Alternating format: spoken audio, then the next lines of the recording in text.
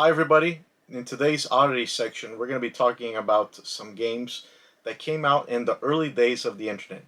And these games were for the Sega Saturn and they're the Netlink games. In total there's 5 different games, and to be able to play and enjoy the online capabilities of these games you had to have a modem which were at a blazing speed of 28.8 kilobytes per second. In total again there were 5 games released.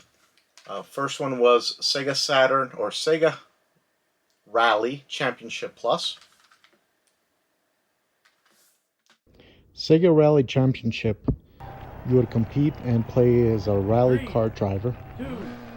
And you could definitely appreciate the graphics, cutting edge at the time for the Sega Saturn. Very vocal type of directions in the game where they're telling you, hey, here comes a left turn, left, right, jump, etc. I think it's a little bit hilarious that they add some of those voice prompts telling you what to do in the game.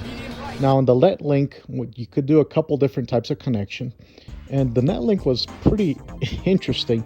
It was a dial-in modem, and you actually had to call directly the opponent's number that you wanted to play, and they had to be ready for your call. And once you connected, then you would start playing. And here in this little demo, you're seeing somebody competing with another. And whoa, there goes a car pretty much identical to yours that passes you, and there's your competitor. And then at the finish of the race, you would get this little display that tells you how well you did against laps, etc., and the ability to do a rematch. Pretty simple. Then we had a version of Virtuon with the Netlink capabilities. Virtuon, similar like Sega Rally, you would connect online via the modem, and you'd go through the title selection screen where you could choose your mech, and off the battle you were, where you would be fighting inside different arenas against your opponent and trying to eliminate them first. This game for me has always been kind of a challenge. Mainly the camera style I find it really hard to follow, and it's so easy to lose frame with your opponent and try to track them. Plus, you always have to be moving or else you get hit pretty easy. There's some fun aspects to it, but definitely a challenging genre. At the time, I think it was pretty cool, the mech fighting. Plus, again, you get to explore different mechs with slightly different abilities and powers, and also different arenas that provide some obstacles, and there's a slight strategic element into this one as well. Pretty cool that you could play against people from a distance and enjoy an early online experience for this game. Abilities. Bomberman. Bomberman game with the Netlink, similar connection style. You would dial into the other person, and once you hooked up, then you would start the competitive matches. And for those who played Bomberman, I'm sure you're very familiar with this game style, where you're using bombs to try to destroy obstacles and get to your opponent and use the same bombs and the environments that the map provides to try to beat your opponent. And it throws a little bit of a strategic element to it. Plus, you got some luck that plays into it as well. But, the game was pretty fun, where you could get to compete with a friend from far and battle it out to see who could provide the best strategy or who had the best luck.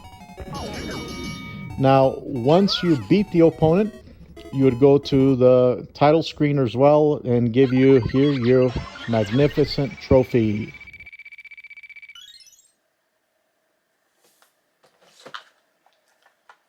Duke Nukem 3D. Duke Nukem. This is definitely one of those interesting shooter games that marked the genre as well. Same thing, you would connect online, and once you connected, one of the really cool aspects of this game is actually it was a co-op game. So you could be playing with your friend online, and you would be battling here, trying to find the monsters and clearing the maps through all the different challenges. So You couldn't shoot against the other player. It was just truly co-op against the computer, and trying to clear levels. This game, I always had a little thing about Duke Nukem, just because of, again, when it came out, it was full genre. It was right at the advent of Doom as well. Plus, it introduced some adult type themes that you didn't find so often in games, uh, which was funny in my mind. But pretty cool co-op. And really, the most infamous or most famous for collectors was a version of the Daytona USA Championship Circuit Edition.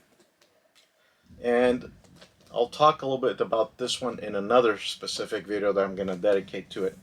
But these were the whole 5 games available at the time that you could really leverage that network adapter that was available for the Sega Saturn. Definitely some oddities, and hope you enjoy the videos. Please make sure you leave some comments, and thank you for watching.